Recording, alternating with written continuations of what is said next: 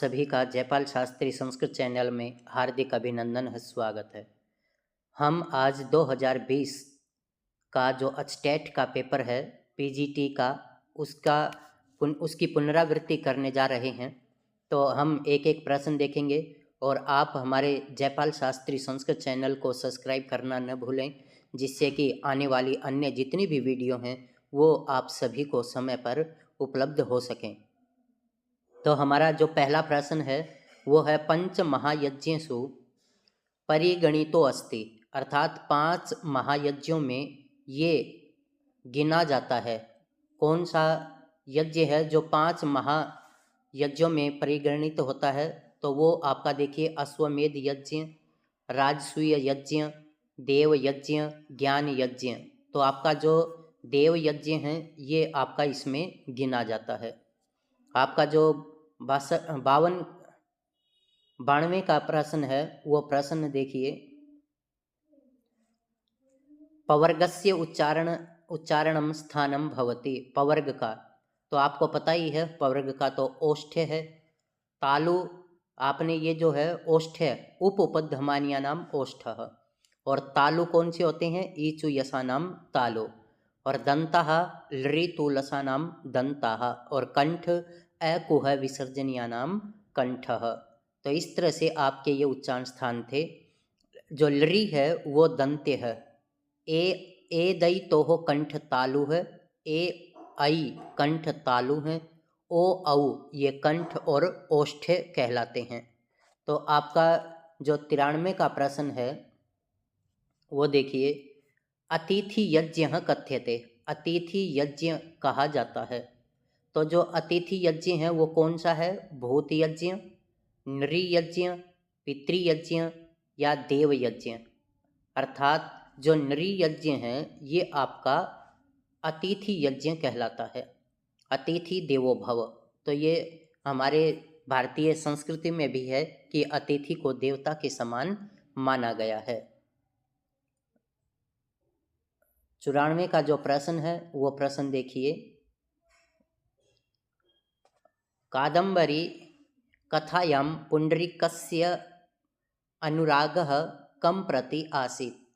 कादम्बरी कथा में पुंडरीक का अनुराग किसके प्रति था?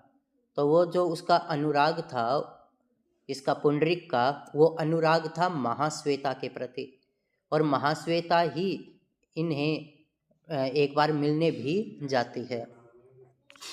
जो आपका 95 का प्रश्न है वो प्रश्न देखिए, श्रुतेरिव अर्थम स्मृति अन्वगच्छत् इत्यत्र को अलंकारः।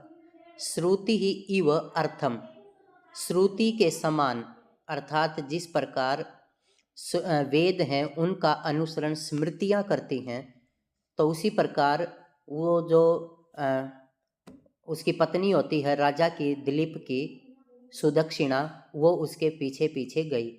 तो यहाँ इव स्मृति अन्वगच्छत् श्रुते इव, तो यहाँ इव आ गया तो ये आपका उपमा अलंकार हो गया। तो जहाँ पर भी इव आ जाएगा वहाँ आपका उपमा अलंकार हो जाएगा। 96 का प्रश्न देखिए, तक्यः शस्यः चत्यः इत्येषु वेदेषु कः प्रत्ययः? तो यहाँ आपका यत् प्रत्यय आ जाएगा। 96 का जो प्रश्न है उसमें तक्यः, शस्यः, चत्यः, तो इसके अंदर कौन सा प्रत्यय आएगा? यत् प्रत्यय आ जाएगा। 97 का प्रश्न देखिए, जो आपकी जातक मालाएं हैं, जातक कथाः मूलतः कस्यां भाषायां विरचिताः। तो जो जातक मालाएं हैं वो आपकी पाली भाषा में रचित हैं। तो जातक कथाएं मूल रूप से किस भाषा में लिखी गई हैं? तो ये जो जातक मालाएं हैं ये आपकी पाली जो भाषा है उसमें लिखी गई हैं। 98 का प्रश्न है, एषु अथर्ववेदस्य शाखा वर्तते। तो जो अथर्ववेद की शाखा है वो है पेपलाद शाखा। तो इस तरह से आपने ये देख लेना है कि जो वेद की शाखाएं हैं ये आपके कौन से वेद से हैं। तो ये पेपलाद जो शाखा है ये आपके अथर्ववेद से संबंधित है। 99 का जो प्रश्न है वो प्रश्न देखिए, आर्यः इत्यत्र प्रकृति प्रत्ययौ, अर्थात जो आर्य शब्द है इसमें क्या प्रकृति और क्या प्रत्यय है ये पूछा गया है। तो इसके अंदर जो आपकी री है, री प्लस ण्यत, ये आपका उत्तर सही है। री प्लस ण्यत, री। अब जैसे आप अण्यत प्रत्यय करेंगे, अणत अणय की इत संज्ञा चोटू से कर देंगे, अलंत्यम से तय की कर देंगे, तो यह बच जाएगा। और ये अणित होने के कारण री के स्थान पर अचोणिति से आर वृद्धि हो जाएगी, तो आर प्लस यह मिला देंगे तो आर्य सवाधिकार्यम आर्यः ऐसा बन जाएगा। तो री प्लस ण्यत ये आपका सही उत्तर है। 100 का जो प्रश्न है वो प्रश्न देखिए,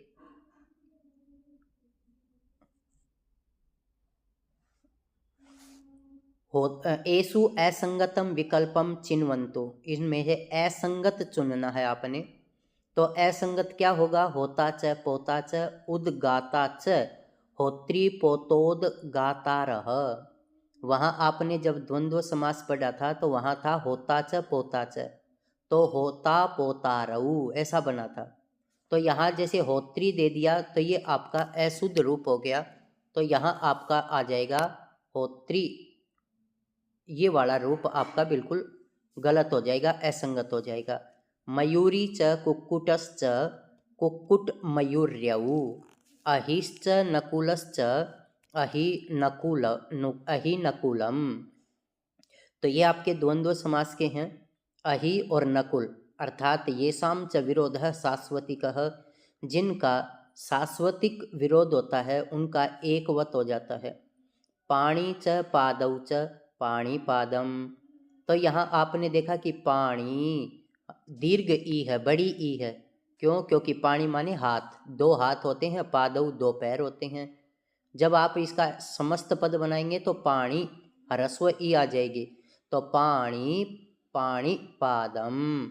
तो द्वंद्वश्च प्राणी तूर्य सेनांगानाम, इस सूत्र से यहाँ आप क्या कर देंगे, एकवत संज्ञा कर देंगे, तो आपका रूप बन जाएगा पाणी पादम अहि नकुलम कुक्कुट मयूर्यऊ। ये तीनों सही हैं, लेकिन होत्री पोतोद गातारह ये आपका अशुद्ध है, असमीचीन है, असंगत है, इसलिए 1 नंबर आपका उत्तर बन जाएगा। अब आप देखिए 101 का प्रश्न। यहाँ 101 का जो प्रश्न है इसमें मातृ शब्दस्य प्रथमा विभक्ति ही बहुवचने किम रूपम। तो मातृ शब्द का प्रथमा विभक्ति बहुवचन में क्या बनेगा, मात्रः। माताः मातारौ एषु कोऽपि नास्ति, ये नहीं बनेगा, तो आपका बहुवचन क्या बनेगा, मातरः।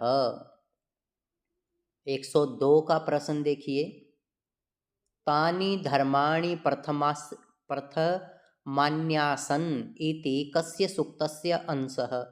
तो ये आपका पुरुष सूक्त का अंश है, अग्नि सूक्त में भी नहीं है, इंद्र सूक्त में भी नहीं है और विष्णु सूक्त में भी नहीं है, ये आपका पुरुष सूक्त है। जब आप पुरुष सूक्त पढ़ते हैं कि सबसे पहले इन धर्मों का ही उदय हुआ था, तो ये आपका पुरुष सूक्त से संबंधित है।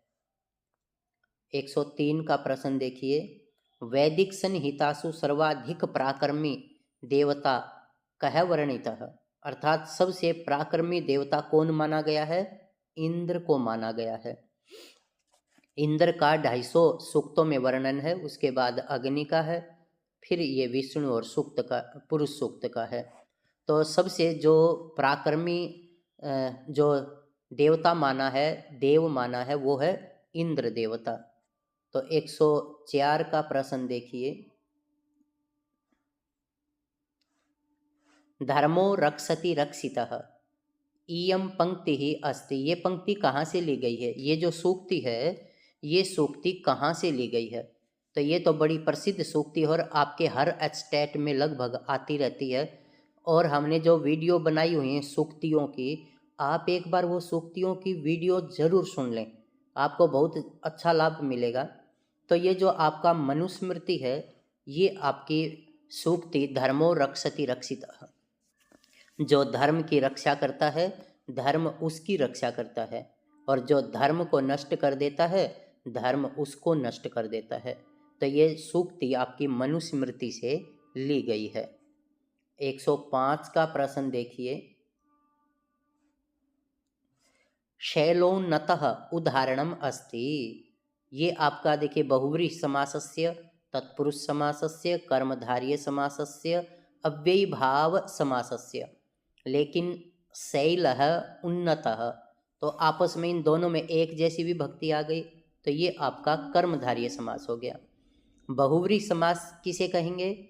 जहाँ पर अन्य पदार्थ प्रधान है, जहाँ पर कोई अन्य ही पदार्थ प्रधान हो, वो आपका बहुव्रीहि समास कहलाएगा।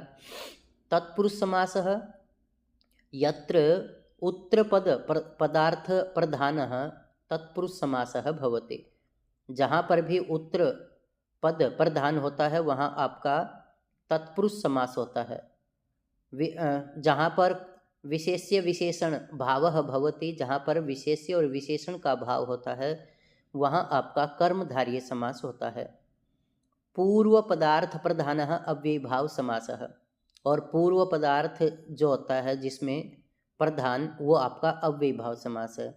और कौमुदी में 5 प्रकार के समास माने हैं।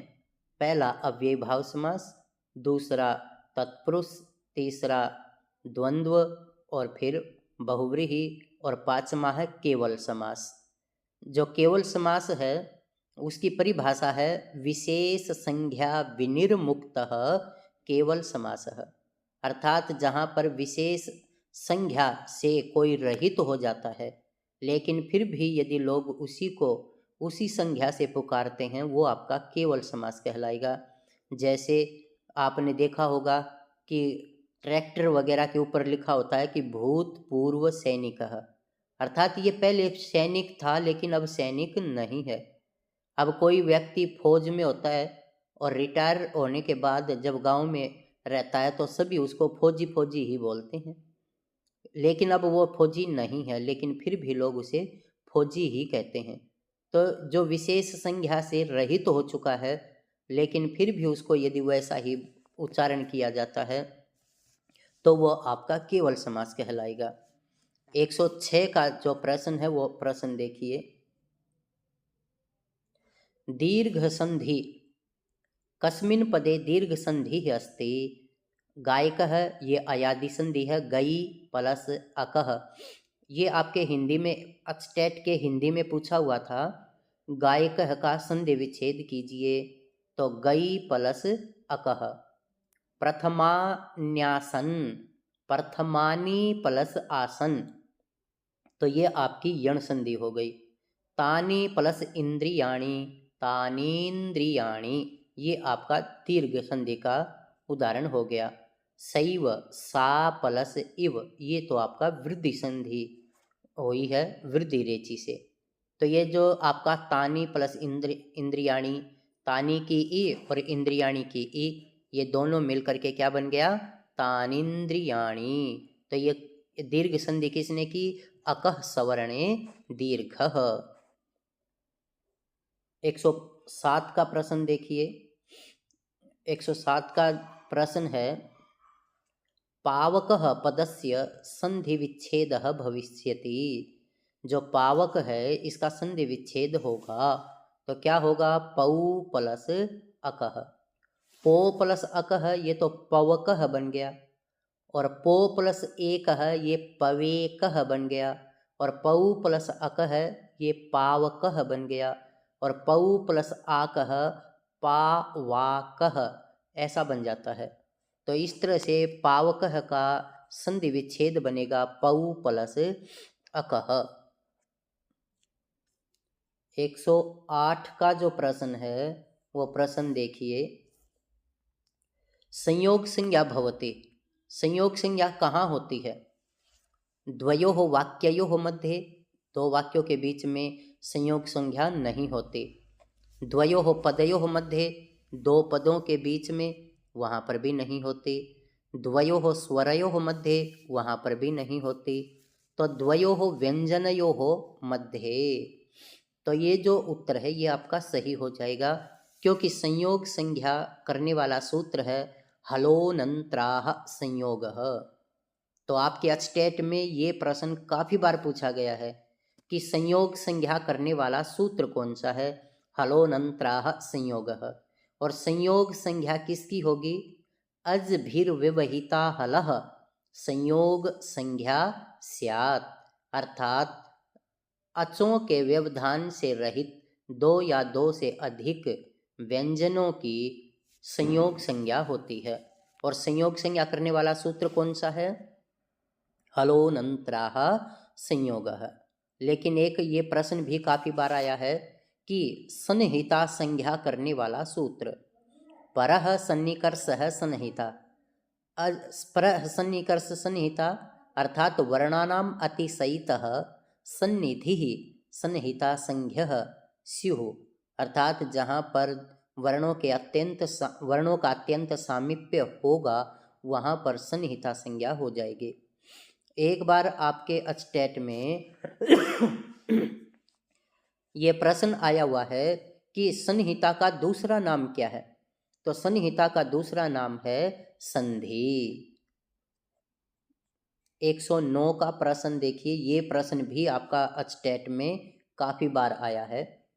तो ये क्या है कि अभवद वस्तु संबंधः उपमा परिकल्पकः, तो ये आपका निदर्शना का उदाहरण हो जाएगा। अभवद वस्तु संबंधः उपमा परिकल्पकः, तो ये निदर्शना का लक्षण है, निदर्शना अलंकार का। 110 का जो प्रश्न है वो देखिए, मेघदूते कस्याः नगर्याः वर्णनम अस्ति, मेघदूत में किस नगरी का वर्णन है, द्वारिकायाः, पुष्पपुर्याः, उज्जैन्याः। इसके अंदर आपके दो ऑप्शन सही हैं, उज्जैन्याः और विदिशायाः, क्योंकि मेघदूत के अंदर इन दोनों ही नगरियों का वर्णन किया गया है। तो अचटेट में जब ये प्रश्न आया था तो वहाँ इन दोनों के ही उत्तर विद्यार्थियों को दिए गए थे। तो उज्जैन्याः और विदिशायाः, इन दोनों ही नगरियों का वर्णन मेघदूत में किया गया है। तो यह आप ध्यान रखें, आपके ये अचटेट में पूछा हुआ प्रश्न था 2020 का पीजीटी में। तो उज्जैनी और विदिशा, इन दोनों ही नगरियों का वर्णन मेघदूत में किया गया है। 111 का प्रश्न देखिए, क्री धातु क्री प्लस तुमुन योगेन पदम स्यात्, तो आपका क्या बन जाएगा, ये खरीदने अर्थ वाली है तो क्रेतुम रूप बन जाएगा, क्रेतुम। 112 का प्रश्न देखिए, क्लेशः फलेन ही पुनर्नवताम विद्यते, तो ये आपका जो है कुमार संभव की सूक्ति है, तो ये आपने कुमार संभव पर निशान लगाना है। 113 का प्रश्न देखिए, वार्तिकानि केन रचितानि, वार्तिकें किसने रची हैं, तो वार्तिकें पतंजलि ने तो आपका महाभाष्य लिखा है, और महाभाष्य में 84 आहनिक हैं और 85 आहनिक हैं। तो ऑप्शन में आपने देखना कि या तो 84 मिलेगा या 85 मिलेगा, लेकिन मुख्य रूप से तो 85 आहनिक हैं। लेकिन आपके एक बार स्क्रीनिंग का जो चंडीगढ़ में पेपर था उसमें 84 दे रखे थे, तो आपने 84 पे निशान लगाना है। पाणिनि ने अष्टाध्यायी लिखी है और पतंजलि को शेषनाग का अवतार भी मानते हैं, और इन्होंने महाभाष्य लिखा है। पाणिनि ने अष्टाध्यायी लिखी है और अष्टाध्यायी में 8 अध्याय हैं और प्रत्येक अध्याय में 4 पाद हैं। तो यदि हम कुल पादों की संख्या देखें तो 8 चौक 32 पाद हो जाते हैं। तो इसमें पाणिनि का जो सूत्र हैं वो 3982 सूत्र माने जाते हैं। वररुचि, इसके द्वारा वार्तिकें लिखी गई हैं। तो जो वररुचि हैं इनका दूसरा नाम कात्यायन है। ये आपके अचटेट में एक बार पूछा भी हुआ है कि कात्यायन का दूसरा नाम क्या है? वर रुचि और वरदराज। अब जो वरदराज हैं इन्होंने लघु सिद्धांत कौमुदी की रचना की है। जो सिद्धांत कौमुदी और मध्य सिद्धांत कौमुदी हैं उनकी रचना भट्टोजी दीक्षित के द्वारा की गई है। 114 का प्रश्न देखिए। गद्यात्मको खलिस्तान ऋक् साम अथर्व यजु। तो ये जो आपका यजुर्वेद है ये आपका गद्यात्मक कहलाता है। 115 का प्रश्न देखिए। हरि ही वैकुंठम आवसति। तो जो हरि है वो वैकुंठ में निवास करते हैं। वाक्य में तत्कस्य सूत्रस्य उदाहरणम अस्ति। तो ये अभिनिवेशश्च जब आप पढ़ते हैं तो अभिनिवेशते सन्मार्गम, अर्थात जहाँ पर भी अभि और नि उपसर्ग पूर्वकात विस धातु होगी तभी ये कर्म संज्ञा करेगा और दूसरी विभक्ति आ जाएगी अभिनिवेशते सन्मार्गम। उपानवध्यांग वसः उप अनु अधि आंग और वस धातु का योग होगा तो ये अधिकरण या आधार अर्थ में कर्म संज्ञा कर देगा उपानवध्यांग वसः। अनुरलक्षणे, ये तो अनु का लक्षण द्योत्य होने पर कर्म प्रवचनीय संज्ञा करता है। जपम अनु प्रावर्षत पर्जन्य। तथा युक्तम चानिप्सितम, इप्सित की भी कर्म संज्ञा होती, इप्सित की कर्म संज्ञा होती है और अनिप्सित की भी कर्म संज्ञा होती है। तो जो अनिप्सित है अर्थात न चाहया हुआ, जैसे ग्रामम गच्छन तृणम स्पृशति, ओदनम भुंजानः विषम भुंकते, ये आपके तथा युक्तम चानिप्सितम के उदाहरण हैं। जगत इत्यस्य शब्दस्य सप्तम्य एकवचने किम रूपम भवति। तो ये जो आपका रूप है जगत, इसका जगत शब्द इत्यस्य सप्तम्य एकवचन, तो इसका देखिए जगति ये रूप बनेगा। जगता तृतीय विभक्ति है, जगते चतुर्थी विभक्ति है, जगती सप्तमी है, जगतो हो ये आपके षष्ठी और सप्तमी द्विवचन का रूप है। उपगंगम इत्यत्र प्रयुक्तः उप उपसर्गः कस्य अर्थस्य बोधकः अस्ति। उप जो है ये समीपार्थस्य अर्थात ये समीप का बोधक है। जैसे उपगंगम गंगायाः समीपम, पश्चाद अनु विष्णु विष्णोः पश्चात, अत्यायः जैसे हिमस्य अत्ययः। तो इस तरह से ये आपके अलग हैं और जो उप है ये समीप अर्थ को बोधित करने वाला होता है। तो समीपार्थस्य ये इसका उत्तर आ जाएगा। 118 का प्रश्न है देखिए। 118 का प्रश्न, सर्वेषु शयानेषु कमला रोदिति। सभी के सो जाने पर कमला रोती है। अर्थात एक क्रिया के चलते हुए दूसरी क्रिया जहाँ पर भी होगी वो यस्य च भावेन भाव लक्षणम। जैसे गोसु तुय्य मानासु रामः गतः, अर्थात गायों के दूते हुए राम चला गया। तो ये आपका यस्य च भावेन भाव लक्षणम का उदाहरण हो जाएगा। यतश्च निर्धारणम, यहाँ जहाँ पर निर्धारण किया जाए, जैसे कविसु कविनाम वा कालिदासः श्रेष्ठः, जहाँ पर भी निर्धारण किया जाएगा। बालकानाम बालकेषु वा रामः श्रेष्ठः। तो इस तरह से आपका ये आपकी षष्ठी और सप्तमी विभक्ति करने वाला सूत्र है।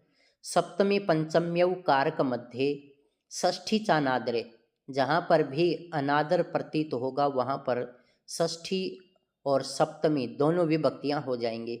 जैसे रुद्धतः बालकस्य माता प्रावराजित, रुद्धतः बालकस्य ये षष्ठी हो गई और सप्तमी क्या बनेगी? रुदति बालके माता प्रावराजित, रुदति बालके ये आपकी सप्तमी विभक्ति हो गई। तो षष्ठी चानाद्रे षष्ठी और सप्तमी दोनों विभक्तियां करता है। 119 का प्रश्न देखिए। जनी कर्तुः प्रकृति, यहाँ पर इत्यस्य सूत्रस्य उदाहरण वाक्यम अस्ति। हिमवतः गंगा प्रभवति, यही आपका उदाहरण है। गंगा हिमालय से निकलती है। मौनात् सत्यम विशिष्यते, ये पंचमी विभक्ति है। तिलेभ्यः प्रतियच्छति मासान, तिलों के बदले उड़द देता है। तो ये तो प्रति प्रतिनिधि प्रतिदानयोः का उदाहरण है। एसु कोपि नास्ति, ये इनमें से कोई नहीं है, ये ऑप्शन नहीं आएगा। 120 का जो प्रश्न है वो प्रश्न देखिए। गायन्ती इत्यस्य पद परिचयम स्यात्, गायन्ती का पद परिचय क्या है? गई प्लस क्षत्रि प्लस स्त्री प्लस एक वचन, यहीं आ जाएगा। गई प्लस लट प्लस प्रथम पुरुष बहुवचन, उसमें तो छोटी ई होती है। गायन्ती, गायति गायतः गायन्ती। गा सानच स्त्री एक वचन, गा धातु नहीं होती। एसु कोपि न सम्यक नास्ति, इनमें से कोई भी ठीक नहीं है। तो इस तरह से आपका जो 1 नंबर का ऑप्शन है, गई प्लस क्षत्रि प्लस स्त्रीलिंग प्लस एक वचन, तो गई को गा आदेश हो जाता है। तो इस तरह से आपका ये गायन्ती रूप बन जाएगा। 121 का प्रश्न देखिए।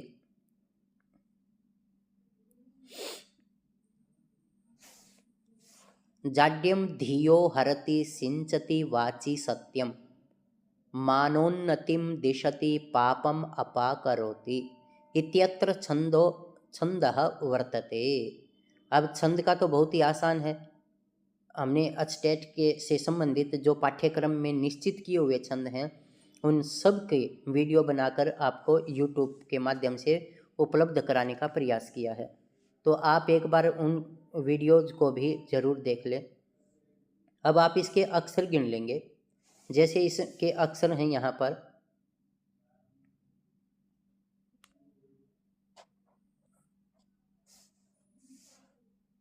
जाड्यम धियो हरति सिंचति वाचि सत्यम, 1 2 3 4 5 6 7 8 9 10 11 12 13 14, जो आद्य अक्षर हैं उनकी गणना नहीं करनी, लेकिन 14 अक्षर आ गए। तो 14 किस में होते हैं? वसंत तिलका में। उक्ता वसंत तिलका तब झा जगौगह। अनुष्टुप छंद में क्या होता है कि जिसके प्रत्येक चरण में 8 मात्राएं होती हैं। पहले और तीसरे चरण में जहाँ 5वां ह्रस्व, छठा दीर्घ, 7वां दीर्घ होगा वो आपका अनुष्टुप छंद कहलाएगा। और जहाँ पर भी ये 14 मात्राएं होंगी वो वसंत तिलका होगा। इंद्र वज्रा, जिसके प्रत्येक चरण में 11 मात्राएं हों, 2 तगण, 1 जगण, 2 गुरु हों, वो आपका इंद्र वज्रा छंद कहलाएगा। वंशस्थ, जिसके प्रत्येक चरण में 12 मात्राएं हों, वो आपका वंशस्थ छंद कहलाएगा। 122 का प्रश्न देखिए। एषु कस्मिन् पदे अनियर प्रत्ययः नास्ति, चयनीयम, इसमें तव्यत है। बो बोधिषणीयम, इसमें भी अनियर प्रत्यय है। छिदेलिम, ये आपका केलिमर का ओ बन गए, तो यही आपका अनियर प्रत्यय नहीं है। संसनीयम, ये भी अनियर प्रत्यय है, तो इसलिए ये जो छिदेलिम है इसमें केलिमर प्रत्यय है।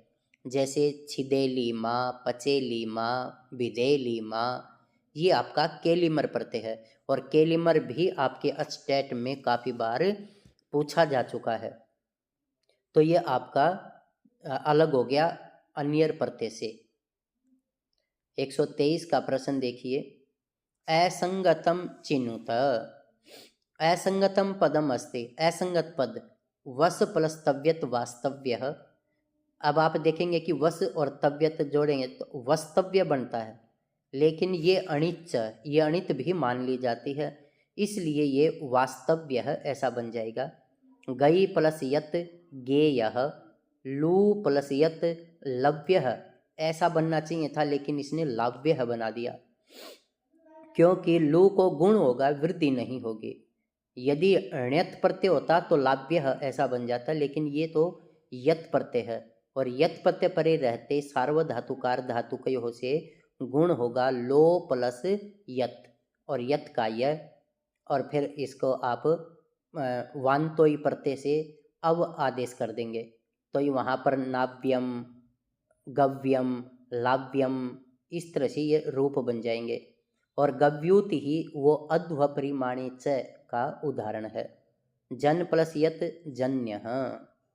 शंभु 124 का प्रश्न देखिए। शंभु प्लस राजते, शंभु राजते, एक नंबर का ही उत्तर बन जाएगा। शंभो राजते ये नहीं बनेगा, शंभुस राजते नहीं बनेगा। क्यों? क्योंकि ये तो संधि विच्छेद करने के बाद जब हम सिद्ध करते हैं उस समय की प्रक्रिया है। तो इस तरह से एतेषु कोपी नास्ति, आपका जो एक नंबर का ऑप्शन है ये बिल्कुल सही है, राइट है। और ये आपका कैसे बना? ये आपने देखा होगा कि ड्रै लोपे पूर्व से दीर्घोणः और रोरी, ये उन्हीं के उदाहरण हैं। अंतरराष्ट्रीय हरिरम्यः शंभुराजते, तो ये सारे के सारे आपके ड्रै लोपे पूर्वस्य दीर्घोण के हैं। पुनारमते 125 का देखिए निर्देश। अधोलिखितानां प्रश्नानाम् उत्तराणि अस्य श्लोकस्य आधारेण दीयताम्। तो ये आपको एक श्लोक दिया गया है यहाँ।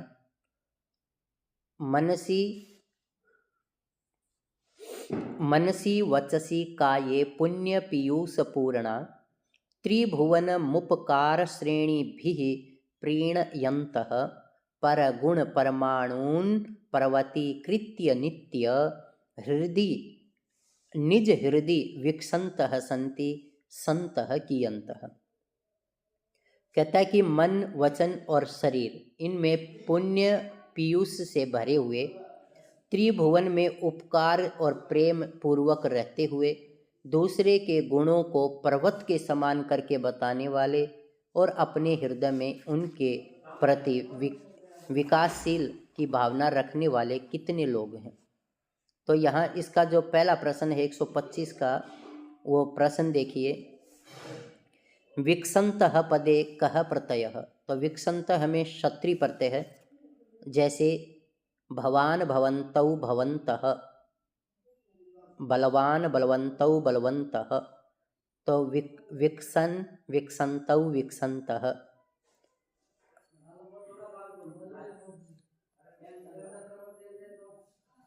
126 का प्रश्न देखिए।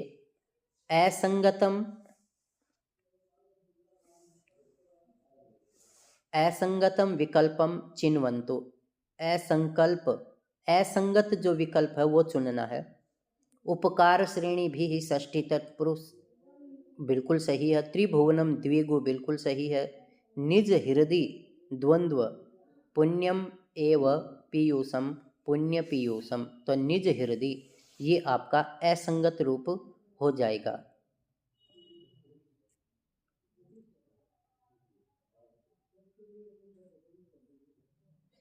एक 127 का प्रश्न देखिए।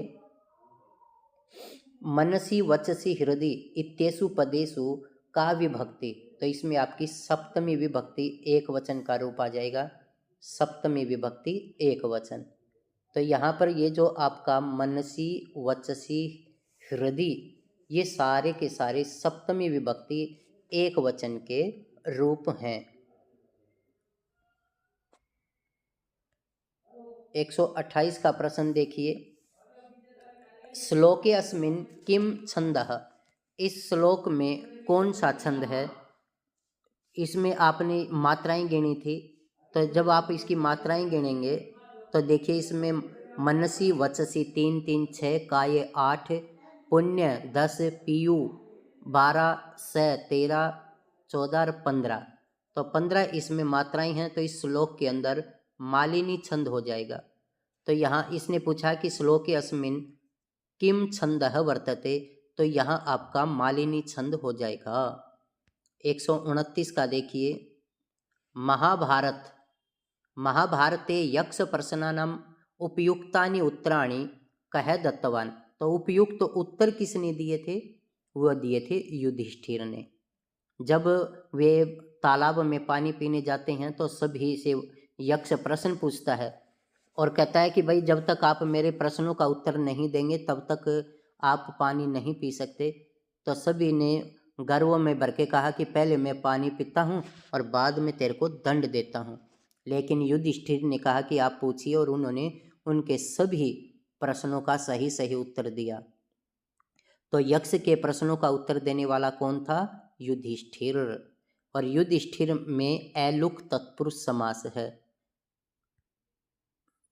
130 का प्रश्न देखिए। अभिज्ञान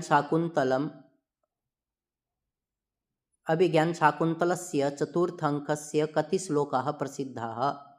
तो जो अभिज्ञान शाकुंतलम है उसके कितने श्लोक प्रसिद्ध हैं? तो उसके प्रसिद्ध श्लोक कितने हैं? 4। चतुर्थो अंकः, अभिज्ञान शाकुंतलम का चतुर्थ अंक प्रसिद्ध है और चतुर्थ अंक में भी 4 जो श्लोक हैं वे प्रसिद्ध हैं। 131 का देखिए। गलानः मलानः इत्य अनयोः पदयोः कः प्रत्ययः। तो इसमें एक ये जो कतः प्रत्यय है ये कतः प्रत्यय आ जाएगा। गलानः मलानः गलई और मलई धातु है और आदेच उपदेश ऐसीति आत्व कर देता है तो आपका रूप बन जाएगा गलानः मलानः। और जहाँ पर भी कित परे रहते आ का लोप करना होगा तो वह सूत्र है आतो लोप इति च। अशुद्धम वाक्यम अस्ति।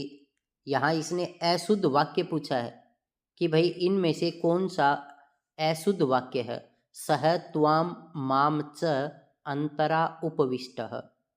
दूसरा वाक्य है अधुना एषः जगत शून्यमिव प्रतिभाति।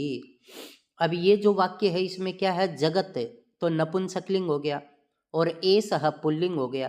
तो ये आपका विशेष्य विशेषण का नियम यहाँ नहीं लगा। तो यहाँ आपका ये जो वाक्य है ये अशुद्ध हो गया। न जनस्य अग्रतो गच्छेत, जाते हुए मनुष्य के न जनस्य अग्रतो गच्छेत, आगे आगे नहीं चलना चाहिए। अहो मधुरम आसाम कन्यका नाम दर्शनम, इन कन्याओं का दर्शन बड़ा ही मधुर है। तो इस तरह से अधुना एषः जगत, ये ध्यान रखें कि यहाँ पर जगत शब्द नपुंसकलिंग है और एषः पुल्लिंग है। आपने विशेष्य विशेषण पढ़ते समय देखा था कि यल्लिंगम यद वचनम या विभक्ति विशेषस्य तल्लिंगम तद वचनम सा विभक्ति विशेषणस्य। तो यहाँ पर जगत नपुंसकलिंग है इसलिए यहाँ जो एषः ये पुल्लिंग हो गया। तो ये आपका विशेष्य विशेषण का नियम नहीं लगा, तो ये आपका अशुद्ध वाक्य हो गया। 133 का जो प्रश्न है वो प्रश्न देखिए। दा धातोः संदर्भे असंगतम विकल्पम चिन्हुत। ददंतु रूप ही नहीं बनता है, आपका पहला ही ऑप्शन जो है वो असंगत हो गया। दद्याम ये विधिलिंग लकार उत्तम पुरुष एक वचन है। दद्यात दद्याताम दद्युः, दद्याः दद्यातम दद्यात, दद्याम दद्याव दद्याम, ऐसे रूप चलते हैं। और अददुः लंग लकार प्रथम पुरुष बहुवचन है तो ये आपका ये भी सही है। तो असंगत क्या हुआ? ददंतु, ये असंगत रूप हो गया। 134 का जो प्रश्न है वो प्रश्न देखिए। मरुन मंदम मंदम दलित मरविंदम तरलयन पंक्तौ छंदः वर्तते। तो इस पंक्ति में छंद क्या है? आपने वहीं मात्राएं गिन लेनी है। 1 2 3 4 5 6 7 8 9 10 11 12 13 14 15 16 17। अब 17 मंदाक्रांता में 17 ही आपका शिखरिणी में। अब आएगा क्या? मैंने बताया था कि जब आपके ये 2 अक्षर पीछे पीछे वाले हों और जहाँ पर भी एक लघु एक गुरु हो तो आपका शिखरिणी होगा। लेकिन जहाँ पर दोनों ही दीर्घ आ जाएंगे तो वो आपका मंदाक्रांता हो जाएगा। लेकिन इसमें क्या है? यह तो हो गया दीर्घ और ल हो गया ह्रस्व, तो एक ह्रस्व एक दीर्घ हो गया। और एक इसमें लाइन में 17 वर्ण हैं, तो आपका ये शिखरिणी छंद हो जाएगा। ये ध्यान रखें कि छंदों में आपके मंदाक्रांता और शिखरिणी में 17 मात्राएं होती हैं, लेकिन जिसके अंत में एक ह्रस्व एक लघु हो वो आपका शिखरिणी, और जो जहाँ पर दोनों ही दीर्घ होंगे वो आपका मंदाक्रांता छंद होगा। मुनित्रय नामना प्रसिद्धाः सन्ति, त्रिमुनि के नाम से प्रसिद्ध हैं। पाणिनि कात्यायन त्रयः, पतंजलि काश्यप वररुचयः, पाणिनि पतंजलि वररुचयः। तो ये जो पाणिनि, पतंजलि और वररुचि हैं ये त्रिमुनि के नाम से जाने जाते हैं। तो पाणिनि ने अष्टाध्यायी लिखी है, पतंजलि ने महाभाष्य लिखा है। पतंजलि शेषनाग के अवतार माने जाते हैं और महाभाष्य में 85 आन्यक हैं। वररुचि ने वार्तिकें लिखी हैं और वररुचि का दूसरा नाम कात्यायन है। 136 का प्रश्न देखिए। यम यम पश्यसि तस्य तस्य पुरतः मा ब्रूहि दीनं वचः इति कविः कम कथयति। तो ये जो चातक है ये चातक से कहता है।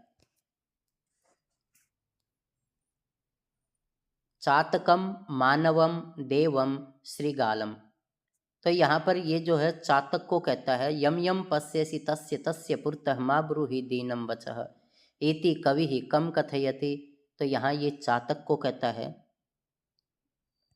137 का जो प्रश्न है वो देखिए। अनस्वः इत्यत्र कः समासः। समास कितने हैं? 5। केवल समास, अव्ययीभाव समास, द्वंद्व समास, तत्पुरुष समास, बहुव्रीहि समास। जो आपका नय तत्पुरुष समास है ये अनस्व, ये उसी का उदाहरण है, नय तत्पुरुष समासः। चित्रगुः इत्यस्मिन् पदे कः समासः। आपने अव्ययीभाव समास पढ़ते समय देखा था। चित्राः गावः यस्य सः चित्रगुः, तो बहुव्रीहि समास का उदाहरण हो जाएगा। यहाँ पर ये चित्राः, चित्रकबरी गायें हैं जिसकी, अर्थात चितकबरी गायों वाला, तो ये आपका बहुव्रीहि समास हो जाएगा। 139 का देखिए। समास विग्रह दृष्ट्या असंगतम पदम अस्ति। शोके पतितः शोकपतितः, मेघम अत्यस्तः मेघात्यस्तः, खड्गेन हतः खड्गहतः, आचरेण कुशलः आचार कुशलः। आपने एक द्वंद्व ये जो तत्पुरुष समास है ये पढ़ते समय एक सूत्र आया था, द्वितीया श्रितातीत पतित गतात्यस्त प्राप्तापन्नैः। यदि पतित शब्द आ जाएगा तो उसका द्वितीय विभक्ति में ही विग्रह करेंगे।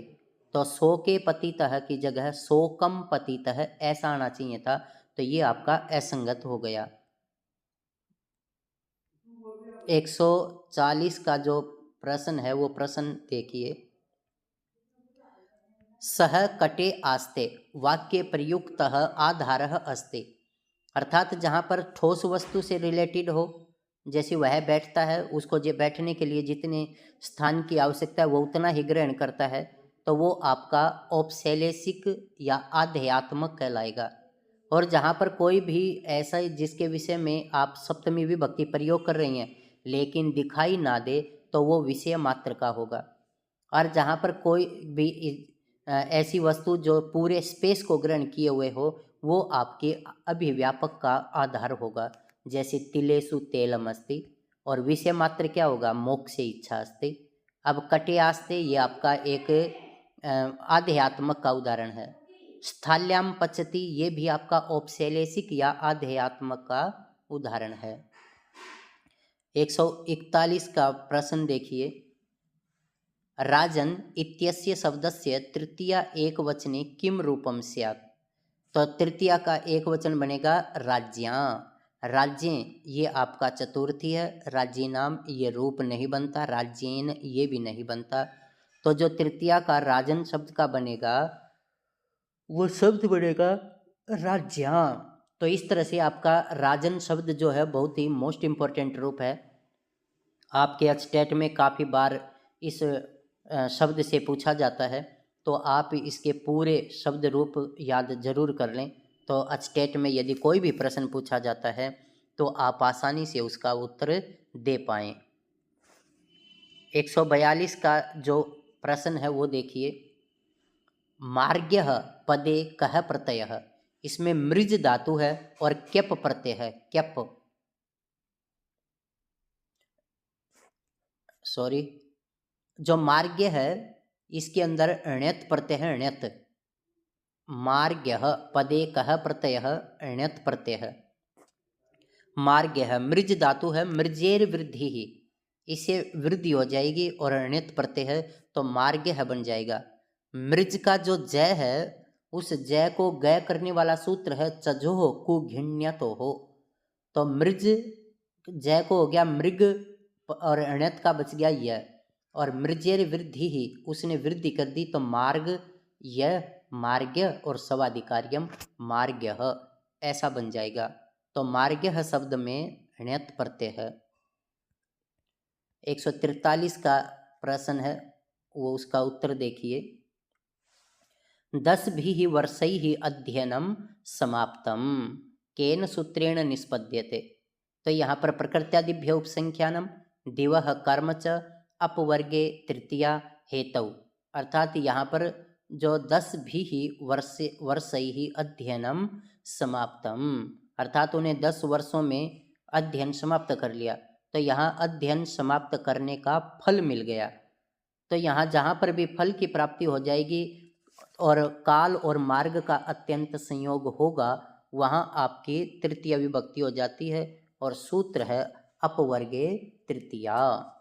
जहाँ पर भी काल और मार्ग का अत्यंत संयोग हो लेकिन फल की प्राप्ति ना हो तो वहाँ पर द्वितीय विभक्ति होगी कालाध्वनोर अत्यंत संयोगे से। जैसे मासम कल्याणी, कुटिलम कुटिला, क्रोसम कुटिला नदी, क्रोसम गिरि ही। तो इस तरह से आपके वहाँ पर दूसरी विभक्ति होगी। लेकिन जहाँ पर भी उसकी फल की प्राप्ति हो जाएगी तो अपवर्गीय तृतीया से तृतीया हो जाएगी।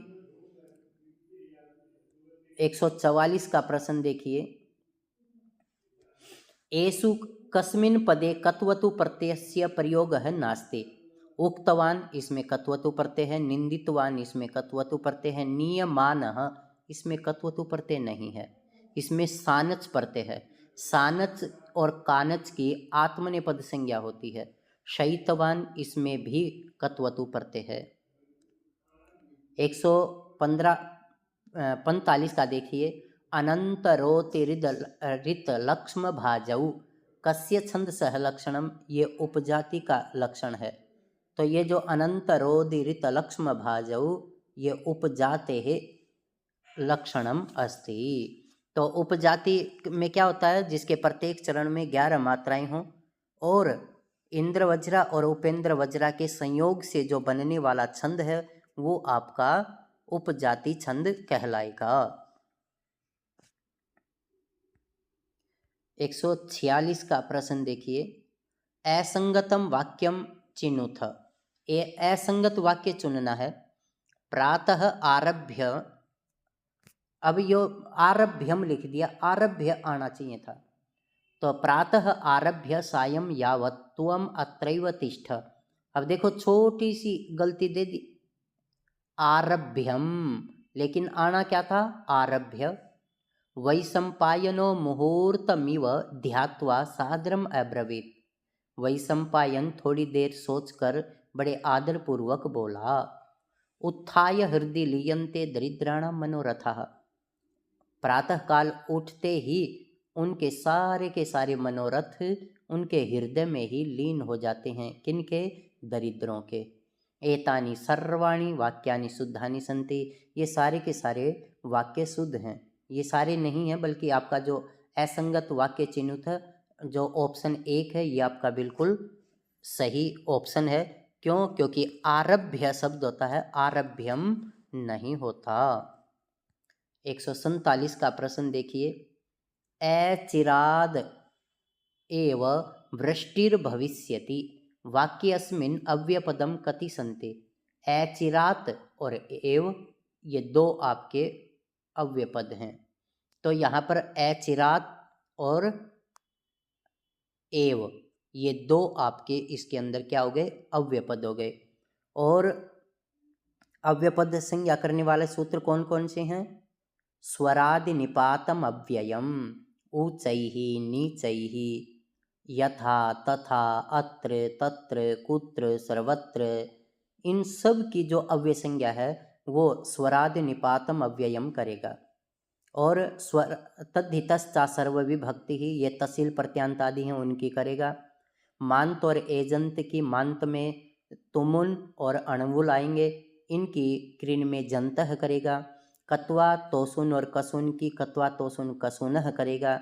और अव्यय संज्ञा होने पर अव्यादाप सुप से सुप का लोप हो जाएगा। तो यहाँ अचिरादेव वृष्टिर्भविष्यति में दो अव्ययपद हैं।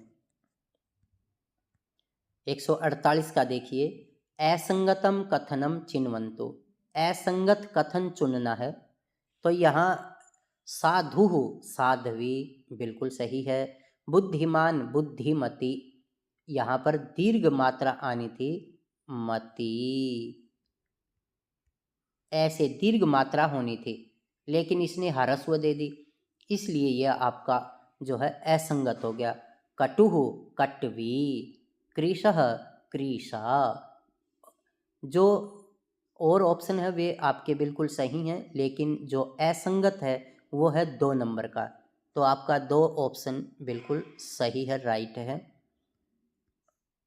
149 का जो प्रश्न है वो देखिए, विमलः मह्यम सहस्रम धारयति वाक्यमेतत् कस्य सूत्रस्य उदाहरणं भवितुं शक्यते। तो ये जो वाक्य है ये किसका उदाहरण हो सकता है? तो यहाँ पर धारयति आ गया, ये अण्यंत हो गया। तो यहाँ तुमूर्थात् च भाववचनात्, इसका तो यागाय याति उदाहरण होता है। स्पृहेरिप्सितः, जैसे इसका तो जैसे युवती शिशवे स्पृहयति, पुष्पेभ्यो स्पृहयति, ये इसके उदाहरण हैं। हितयोगे च और धारे रुत्तमरणः, तो ये आपका जो धारे रुत्तमरण है ये इसका उदाहरण बन जाएगा। विमलः मह्यम सहस्रम धारयति, विमल मुझे 1000 रुपये देता है। तो धारे रुत्तमरणः, जो धारण करवाता है, प्रेरणार्थक क्रिया का इसमें प्रयोग किया जाता है। पिछले अचटेट में एक प्रश्न आया हुआ था, जो ऋण लेने वाला है वो क्या कहलाएगा? वो कहलाएगा अधमरण। और जो ऋण देने वाला है वो क्या कहलाएगा? वो कहलाएगा उत्तमरण। तो ये आपके अचटेट में प्रश्न आया हुआ है, और ये किस सूत्र के हैं? ये धारे रुत्तमरण है के हैं। अशुद्धम वाक्यम चिन्वन्तु, अशुद्ध वाक्य चुनिए। शशिना सह याति कौमुदी, उपदेशो हि मूर्खाणां प्रकोपाय न शान्तये, पशुभिः पिबन्ति जलम, पशवः पिबन्ति जलम, ऐसा आना चाहिए था, लेकिन ये आपका अशुद्ध वाक्य हो गया। भुवनम अभितः वाटिका, तो अभितः के योग में दूसरी होती है, तो भुवनम ये दूसरी लगा दी। तो इस तरह से यहाँ जो पशु भी पिबन्ति जलम, अर्थात पशवः पिबन्ति जलम, तो इस तरह से ये आपका 2020 का जो पीजीटी का संस्कृत का जो पेपर था वो हमने सोल्व किया है, उसका समाधान किया है।